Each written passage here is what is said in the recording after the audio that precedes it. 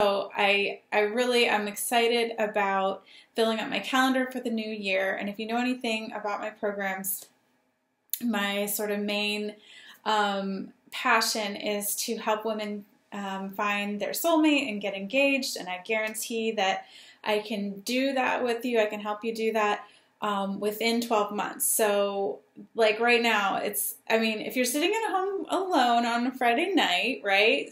I just got back from the gym. There's a lot of people at the gym on Friday night right before New Year's Eve. So if you want someone to celebrate your New Year's Eve with next year, my program called Find Your King, Get the Ring will guarantee that for you or your money back, and you will be celebrating with your fiance this time next year. So that's what I'm like super excited about. I'm getting people signed up to talk to them and getting everybody booked up for my calendar for next year. And so 2,000th follower, and then I'm like, well, what about my 2020th follower? Wouldn't that be cool? 2020 going into 2020. So I will also give away another program to my 2020th follower. So if you're watching this on Periscope and you're not following me on Twitter, go ahead and go over to Twitter and follow me, and you might win that as well. So yay, very exciting. So glad to be helping a bunch of people find their soulmate and all sorts of inner work and self-growth and polarity, masculine, feminine, and how relationships work. So I figured since it's Friday night and you're home and you're watching Periscope, or, maybe it's dinner time in California, but chances are that you may be making this mistake in dating if you're single. So the number one mistake I want to talk to you about tonight is the number one mistake you're making, especially, have you ever said this?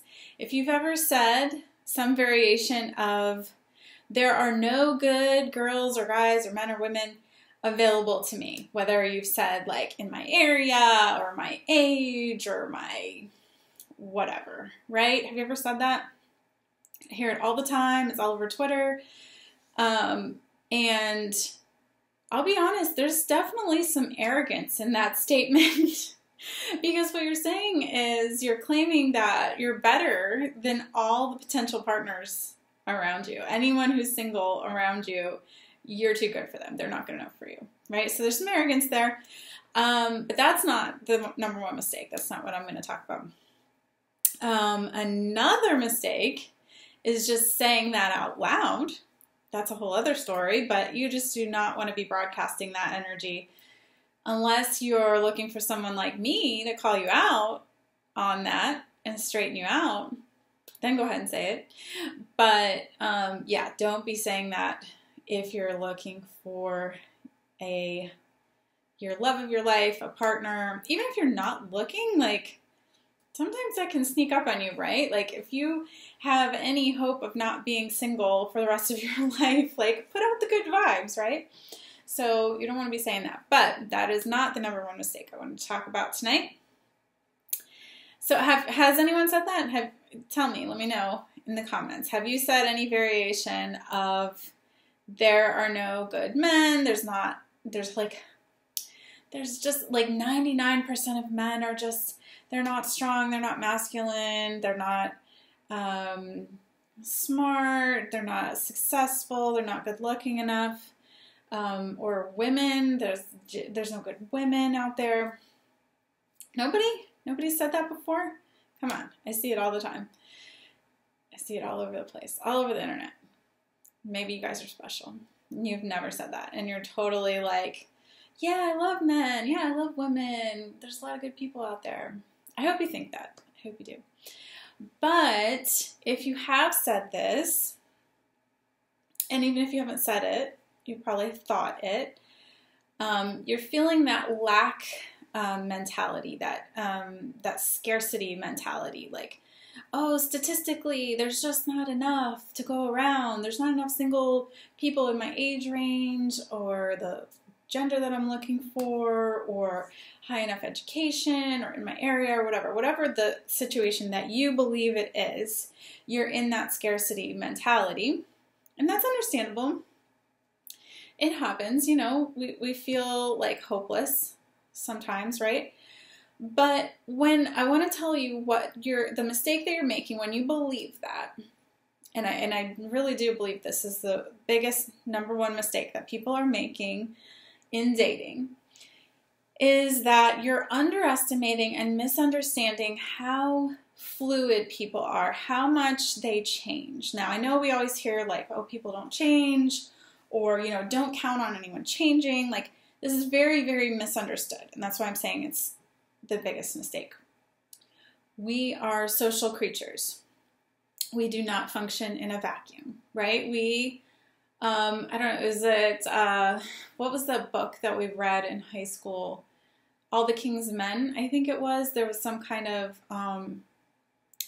monologue about the guy who's like riding in the car, and he's like, when I'm in the car, like, I don't know who I am because I'm between these two groups of people. Like, I'm this one person in this one group of people, and I'm this, you know, slightly different version of myself, or maybe very different version of myself with these other people. So when I'm alone, then you're this other type of person, right? So the way we interact with people really changes and affects our behavior.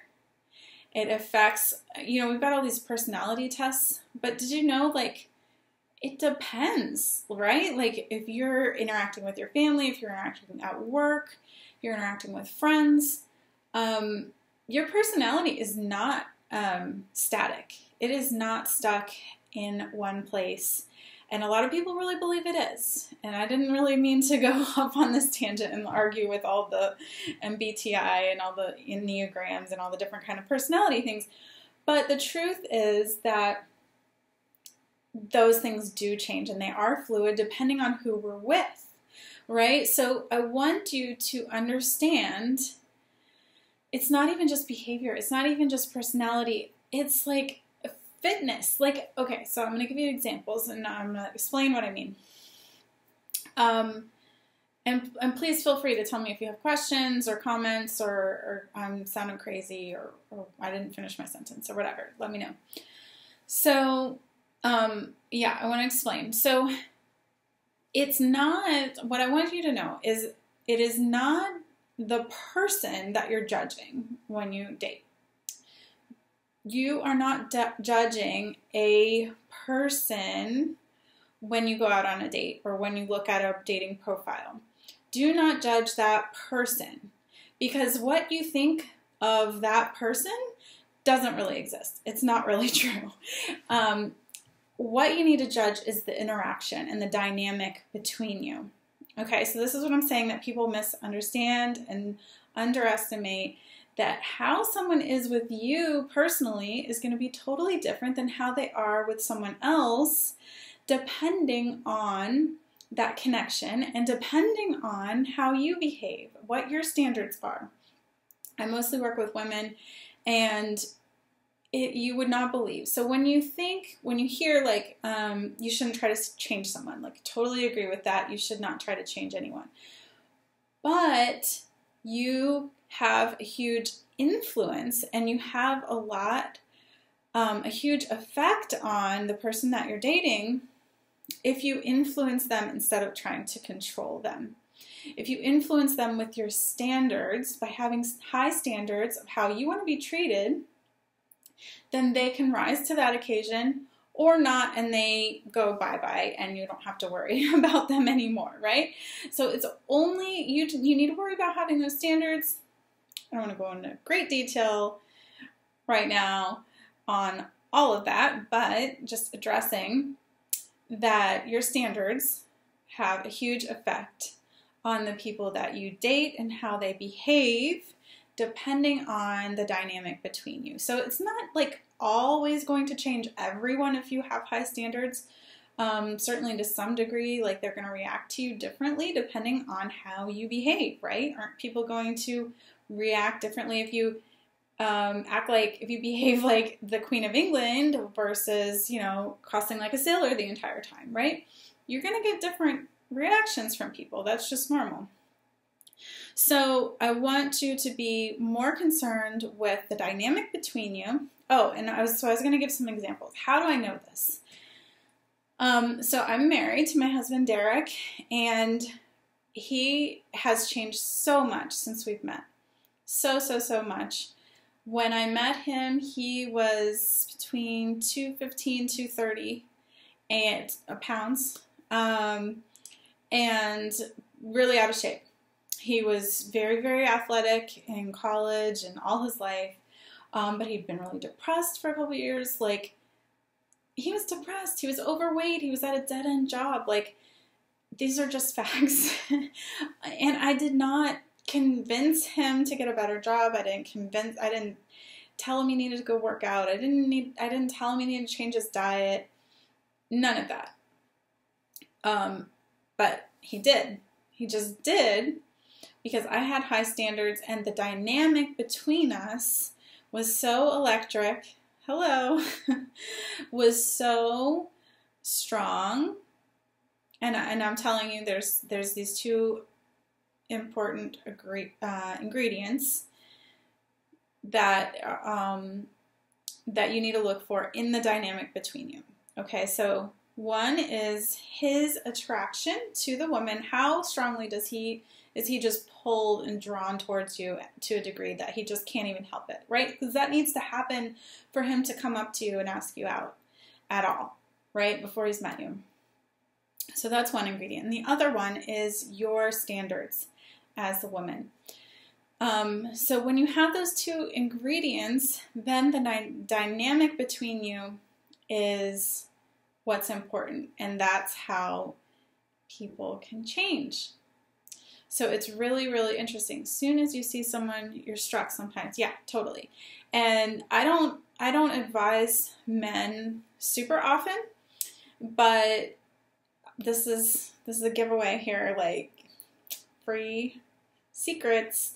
If you're a man, my advice to you, take it or leave it, whatever, you don't have to believe me, but just don't ask anyone out that you're not really that struck by, right? If you're just not compelled and like uncontrollably pulled towards a woman, why are you gonna ask her out? How long have you been married? I've been married now for a little over a year, so it's like a year and a couple months. And so it's my second marriage and last marriage, and I learned so much in between my teen years and my first marriage was really bad, and breakup, and bad relationships after that. And so I did another video on that topic, more detailed. But anyway, my husband, after I learned all of this of how to have high standards, how to really pay attention to the dynamic between us, yeah, he could not help but come over to me. That was like my dream since I was a little girl. Good night. That was my dream since I was a little girl, and it happened. It was amazing. So I have had too many bad relationships. Me too. Been there. So yeah, I've seen the evidence. I mean, all of us probably have seen the evidence, but you didn't realize what you were seeing was have you ever dated someone and it was like they didn't want to commit, they didn't want to get married, they didn't want to have kids, they didn't want to live in the city that you want to live in, whatever it was. You just thought there was no changing them, no possibility of them ever changing, right? And then the very next person they dated, they married.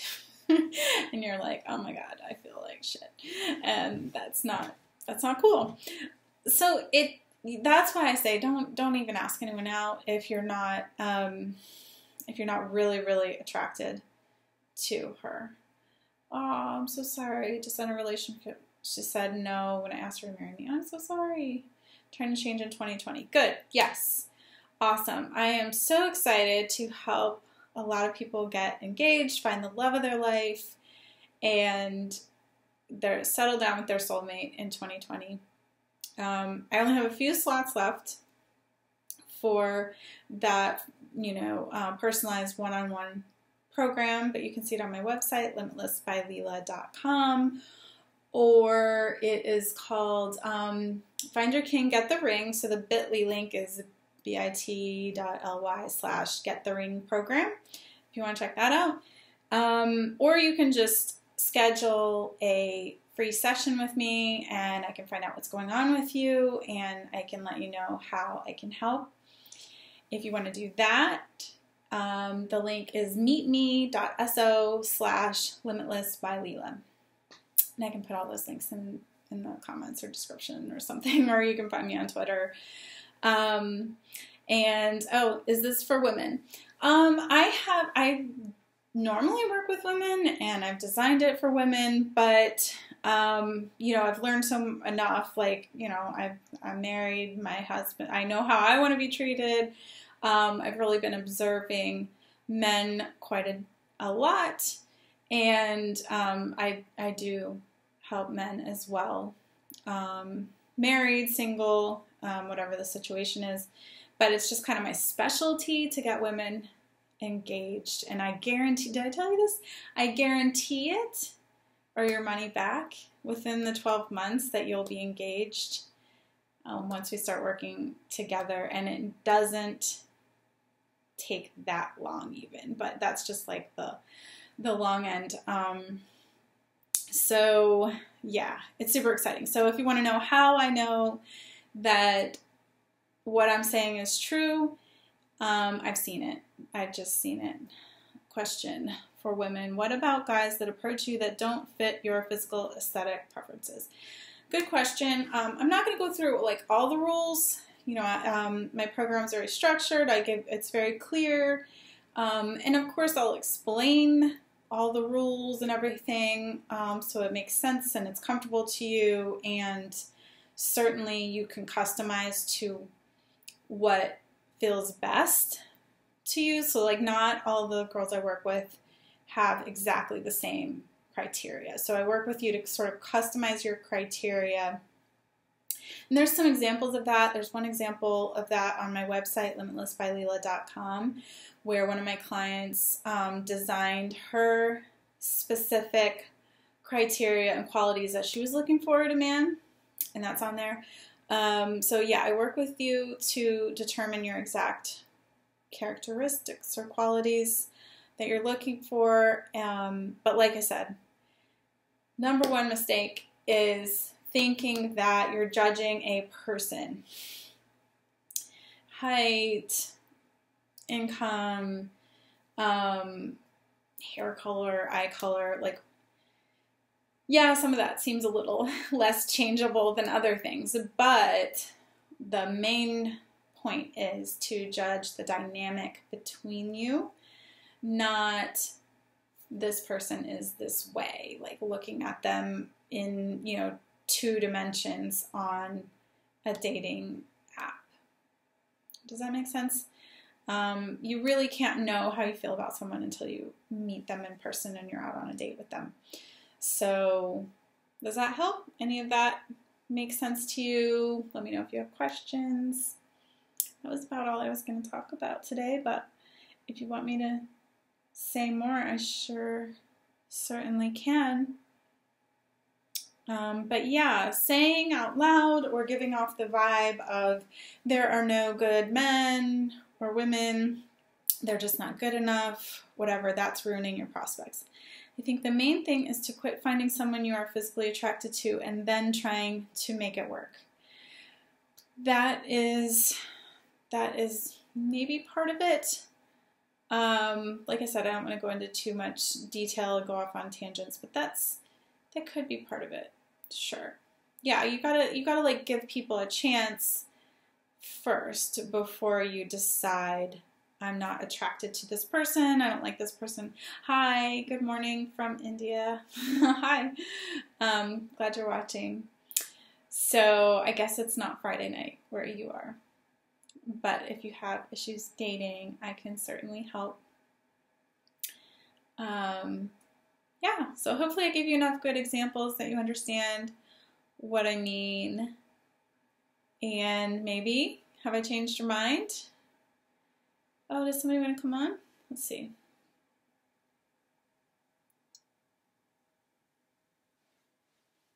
Never done this before. Oh, canceled. Okay, never mind.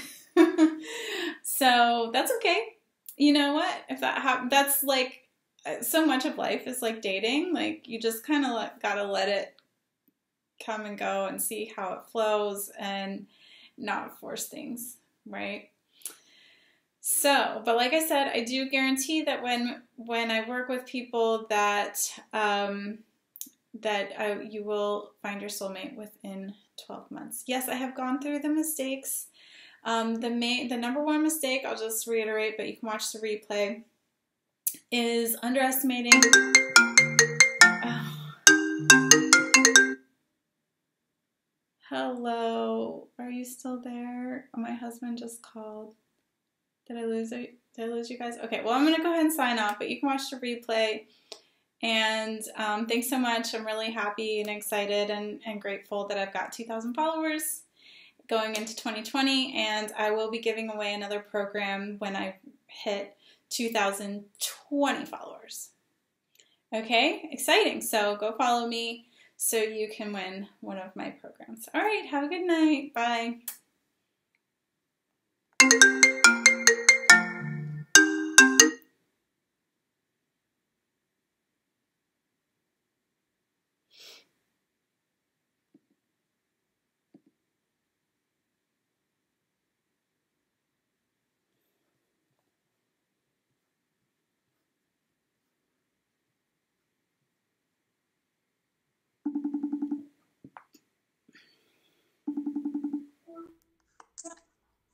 Hi, sorry about that. I was doing a Periscope, so it was ringing. Oh God, was it a problem? Did I mess you up? It was. I think I was still on there. I just declined real quick, so I don't. I think it was. I was at the end. I was at the end of it, anyways. Oh, I'm sorry. No, it's fine.